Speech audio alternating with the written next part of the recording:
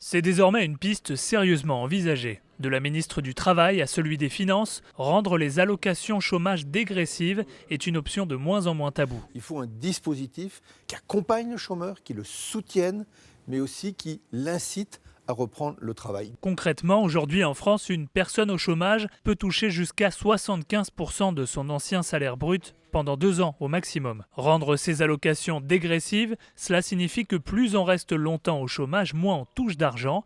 Par exemple, pendant 6 mois, l'allocation représenterait 75% de l'ancien salaire, puis elle baisserait à 50% pendant 3 mois, et ainsi de suite. Une piste diversement accueillie par les demandeurs d'emploi. Je trouve que c'est plus motivant quand on n'a rien derrière pour justement trouver quelque chose, plutôt que d'attendre en ayant un peu d'indemnité et se dire on se repose sur ça. Je suis pas d'accord, moi mon chômage en plus m'a permis de créer mon entreprise, d'être auto-entrepreneur, donc ça m'a beaucoup aidé.